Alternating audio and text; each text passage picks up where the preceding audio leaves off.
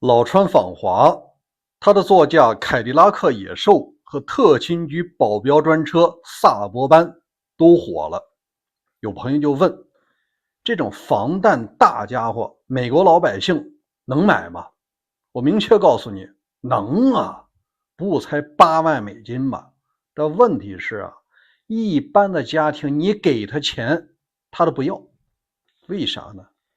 是因为这三大成本啊，一般家庭你根本顶不住。大家好，我是大卫，今天是美西时间的5月13号，今天咱聊一个车迷的专享啊，那就是美国的大统领、白宫现任负责人老川同志啊，这2天去东大访问了。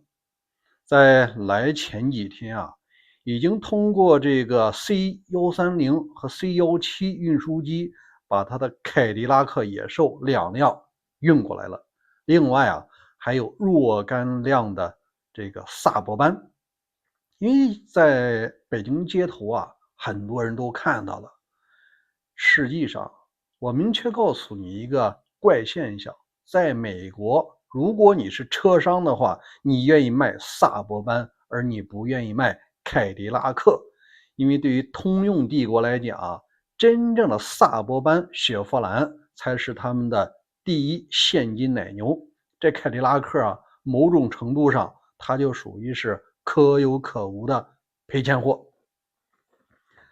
今天呢，我明确给你讲一下，实际上民用的萨博班啊，一年能卖到差不多20万辆。那到底谁在买？那为什么一般老百姓连看都不看？咱们先说一下啊，总统的车呢，那就是这个凯迪拉克野兽，只有他一个人。你说副总统啊、国防部长、财政部长啊、国务卿啊，没戏。副总统他有个小号凯迪拉克，像是国防部长、这个商务部长还有国务卿啊，他只坐萨博班。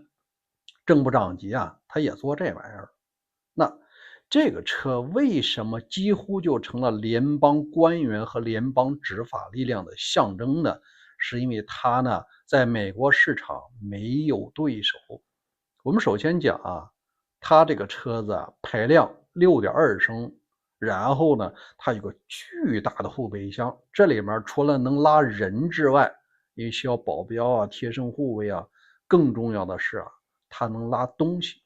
你比如说，安保武器系统啊，你子弹袋啊多的是，或者说呢，你是防干扰的通信系统，它也能带一套。最重要的是呢，它可以有专用的防弹装甲。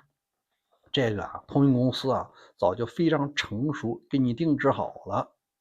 那我明确跟你说一下呢，民用市场啊，它很窄，每年这20万卖给了谁？除了政府官员之外啊，还有一些地方的警察快速反应部队，就类似于香港的飞虎队啊，什么机动部队啊，他们就开这玩意儿。还有呢，就是一些这个消防局和安保力量。另外啊，有一些私人保镖公司，别的车不干，他只买赛博班。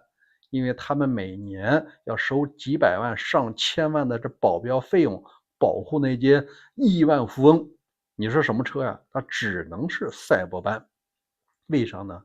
因为他呢，一般的黑帮分子啊，他不敢动，他都不清楚这黑波里边到底里边做的是 FBI 还是特勤局的，还是说一个千万富翁和亿万富翁，他搞不清楚，他不敢下手。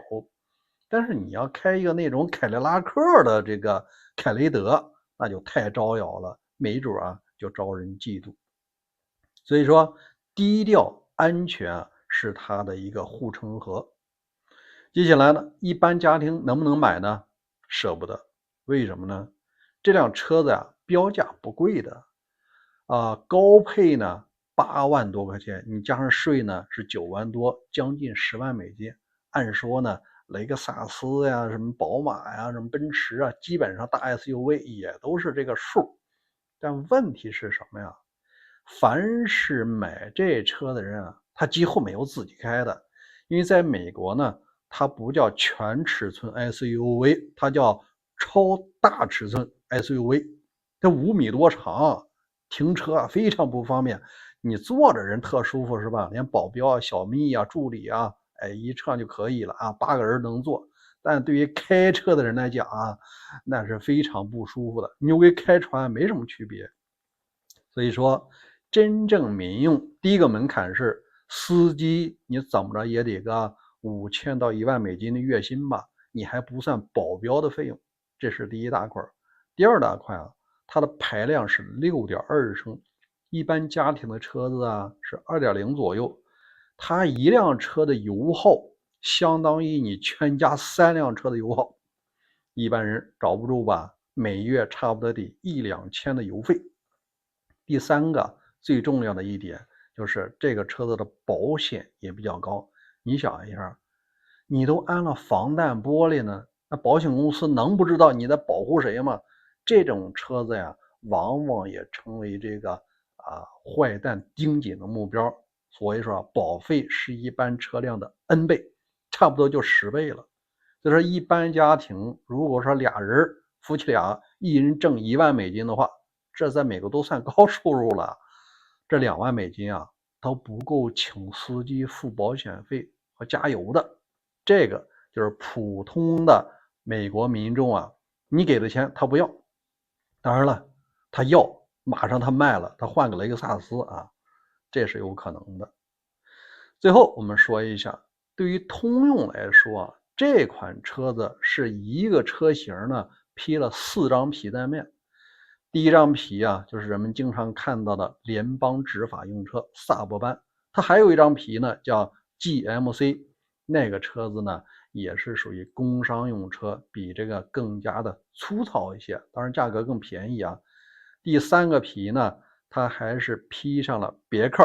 第4个皮呢，就是凯迪拉克的凯雷德，因为这几个车型是共用底盘、共用悬架系统、共用这个时速变速箱和发动机，所以说本质上是一辆车，无非是内饰豪不豪华风格不一样。美国老百姓门儿清，真正想过日子的呢，他基本上都倾向于日系车了，比如说神车丰田塞纳，要么就是本田的这个奥德赛或者是这个其他的品牌。通常情况下，美系车还是自己给自己人捧场。好，关于这件事儿，您怎么看呢？如果你是美国家庭，想不想买一辆萨博班，雇个保镖团队跟着自己？好，今天咱们就聊到这儿，明天见。